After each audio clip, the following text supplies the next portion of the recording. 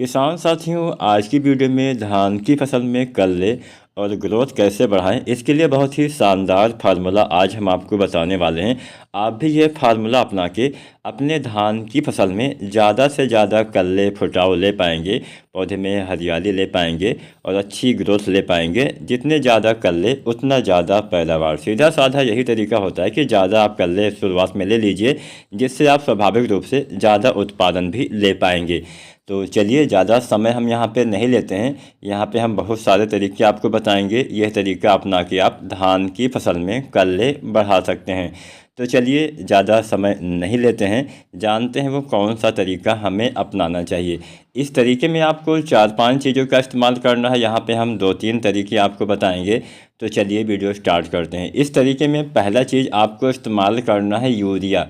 किसान साथियों, मैं सभी वीडियो में आपको बताता हूँ यूरिया का इस्तेमाल करिए, यूरिया का इस्तेमाल करिए, लेकिन सही समय पे इस्तेमाल करिए।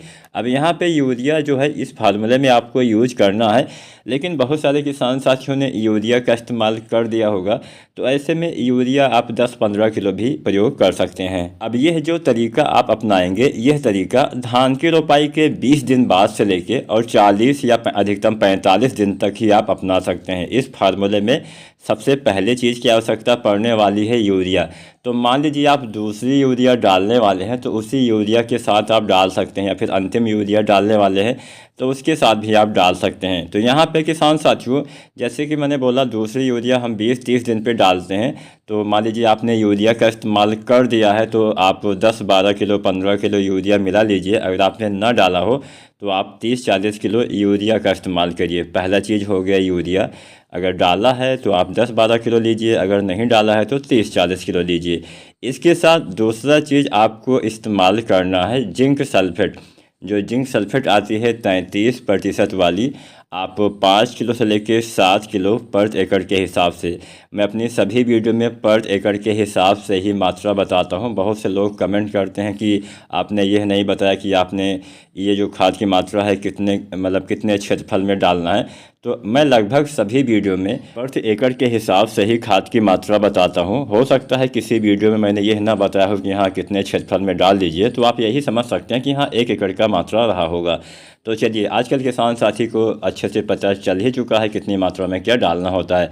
तो यूरिया 30-40 किलो अगर आपने ना डाला हो, तो अगर आपने डाला है तो 10-15 किलो। इसके साथ आपको लेना है जिंक 33% वाला, 5 किलो से लेकर 7 किलो। अगर आप 21% वाला जिंक सल्फेट डालना चाहते हैं तो उसकी मात्रा 8 किलो से लेकर 10 किलो तक हो जाएगी। कोई भी एक जिंक साथ में यूरिया लीजिए। तीसरा चीज़ आपको लेना है फेरस सल्फेट। फेरस सल्फेट के इस्तेमाल से भी पौधे में जो क्लोरोफिल का निर्माण होता है, जिससे पौधे में हरियाली आती है, वो काफ़ी अच्छे से होता है। जिससे पौधे में हरियाली ज़्यादा से भोजन का निर्माण, पौधे में प्रकाश संश्लेषण प्रक्रिया अच्छे से हो पाती है। तो फेरस सल्फेट आपको लेना है 3 या 4 किलो।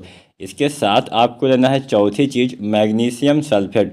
मैग्नीशियम सल्फेट कितना लेना है? आपको लेना है 5 किलो। तो ये 4 चीज़ें, urea, zinc, ferrous sulphate, magnesium sulphate, आपको इस्तेमाल करना है। मैग्नीशियम सल्फेट के इस्तेमाल से भी पौधे में हरियाली आती है, पौधे में अच्छी ग्रोथ होना स्टार्ट हो जाती है। तो ये 5 किलो आपको इस्तेमाल करना है। ये पाँचों चीज़ें कब आप डालना है? ये पाँचों चीज़ें धान की रोपाई के 20-25 दिन, 30 दिन, 35 दिन या 40 दिन तक अगर आप डालते हैं तो आपके पौधे में बढ़िया से फ़ायदा मिलेगा। लेकिन अगर आप बहुत देर से डालेंगे तो ज़्यादा लाभ नहीं मिलेगा। अगर आप जितना जल्दी डाल लेंगे उतना ज़्यादा फ़ायदा किसान साथियों आपको दिखाई दे जाएगा। अब हम कुछ सावधानियों की भी बात कर लेते हैं। जब आप यह फार्मूला डालिए तो सबसे पहले, जैसा कि मैंने बोला, यूरिया अगर आपने डाला हुआ है, मान लीजिए आपने अभी कल परसों या 2-4 दिन पहले 30-40 किलो यूरिया डाला हुआ था, तो ऐसी दशा में आप यूरिया की मात्रा और ज़्यादा कम कर दीजिए। आप 5 से 10 किलो यूरिया ले लीजिए। अगर आपने 1 सप्ताह से ऊपर, अगर आपने डाला हुआ है तो फिर ज़्यादा मात्रा में यूरिया ना डालें। ज़्यादा यूरिया डालने से भी नुकसान होता है, ये तो आपको पता ही होगा। तो ये पहला फार्मूला हो गया जिसमें हम 4 चीज़ों का इस्तेमाल करेंगे। अब चलिए दूसरा फार्मूला भी आपको बता देते हैं। इस फार्मूले में आपको क्या करना है? मान लीजिए आपकी धान की फसल 20 दिन से लेके और 40, 45, 50 दिन के बीच की है। इस अवस्था में पौधे में अच्छी ग्रोथ नहीं हो रही है, पौधे में हरियाली उतना अच्छे से नहीं है, पौधे में जड़ विकास नहीं हुआ है, मतलब सीधी सी बात, पौधे कमज़ोर हैं, ज़्यादा कल्ले का फुटाव नहीं हो पाया है। तो ऐसी दशा में क्या करना चाहिए? ऐसी दशा में एक एनपीके आता है जो बहुत ही बेहतर तरीके से काम करता है। वो एनपीके है 19-19-19। एनपीके 19-19-19 बढ़िया काम करता है। कई बार क्या होता है कि जो हम ज़मीन में खादें मिट्टी में डालते हैं वो सही से काम नहीं कर पाती हैं, जिससे होता क्या है कि पौधे का विकास सही से नहीं हो पाता है। तो ऐसी दशा में अगर आप एनपीके 19-19-19 का इस्तेमाल करेंगे, जिसमें 19% नाइट्रोजन होता है, 19% फास्फोरस होता है और 19% पोटेशियम की मात्रा भी पाई जाती है, जो पौधे के शुरुआती विकास में काफ़ी हेल्प करती है, कल्ले के फुटाव में, जड़ विकास में, पौधे में ज़्यादा भोजन के निर्माण में मदद करती है, प्रकाश संश्लेषण अच्छे से होता है, नाइट्रोजन फास्फोरस पोटास वाले तत्व की पूर्ति भी होती है। तो यह एनपीके एक बूस्टिंग का काम करेगा, एक टॉनिक की तरह काम करेगा, पौधे की रुकी हुई ग्रोथ को फिर से स्टार्ट कर देगा। तो यह एनपीके कितना डालना है? 1 किलो से लेकर 1.5 किलो पर एकड़ के हिसाब से यह एनपीके आप इस्तेमाल कर सकते हैं। इसके इस्तेमाल से फ़ायदा आपको बहुत ही ज़बरदस्त दिखाई दे जाएगा। तो ये तो हो गया एनपीके। अब बात करते हैं तीसरा फार्मूला, जो कि बहुत ही सस्ता है और लगभग सभी जगह पे उपलब्ध भी होता है। तो चलिए जानते हैं तीसरे फार्मूले में हम क्या इस्तेमाल करेंगे। इस फार्मूले में हम फिटकरी का इस्तेमाल करेंगे। मैंने बहुत सारी वीडियो में आपको इसके इस्तेमाल का सही तरीका भी बताया हुआ है, फिर से मैं आपको बता देता हूँ।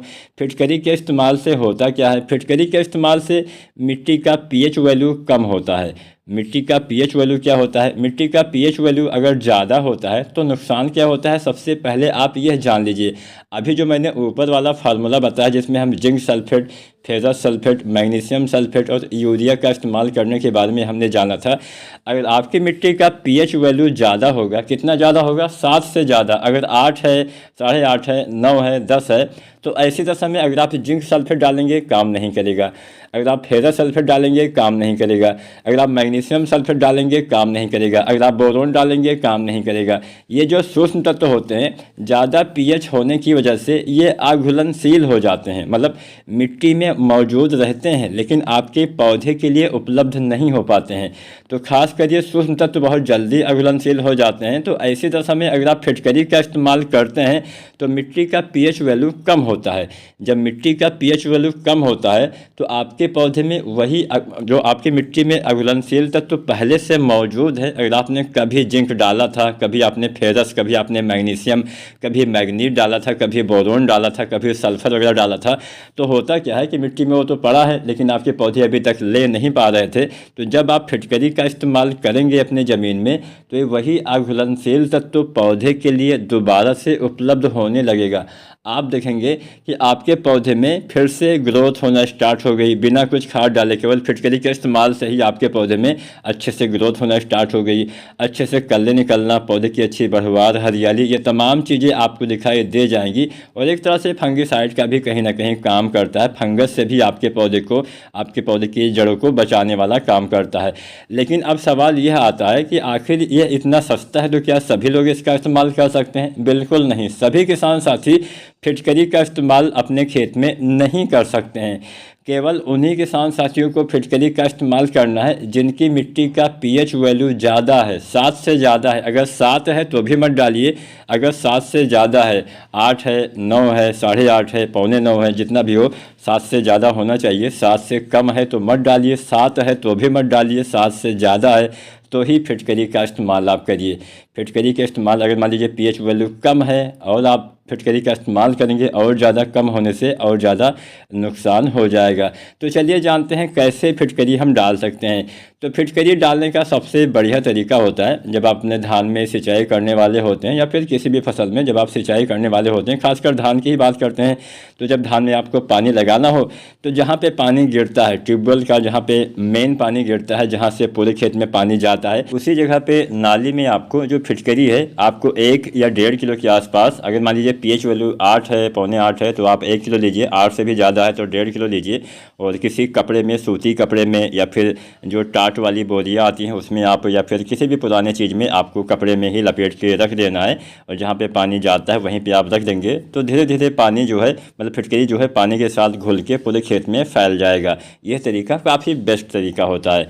तो इस तरीके से आप 1 से लेकर 1.5 किलो तक फिटकरी का इस्तेमाल कर सकते हैं। लेकिन अगर आपकी मिट्टी का पीएच वैल्यू 7 से कम है तो फिटकरी का इस्तेमाल ना करें, नहीं तो आपका नुकसान हो जाएगा। बिना पीएच वैल्यू चेक किए आपको नहीं करना है इस्तेमाल।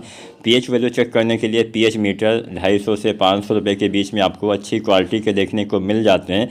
अगर आप पीएच मीटर से भी नहीं चेक करना चाहते हैं तो आप मिट्टी की जाँच भी करवा सकते हैं।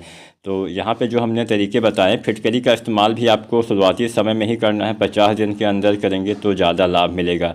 तो उम्मीद करते हैं आज की वीडियो आपको पसंद आई होगी। आप वीडियो में कमेंट के माध्यम से हमें यह अवश्य बताइएगा कि आपकी आज के दिन में धान की फसल कितने दिन की हो गई है, ताकि हम उस हिसाब से वीडियो बना सकें। अगर चैनल को सब्सक्राइब नहीं किया है तो SRJ खेती चैनल को आप सब्सक्राइब भी ज़रूर करिएगा। धन्यवाद।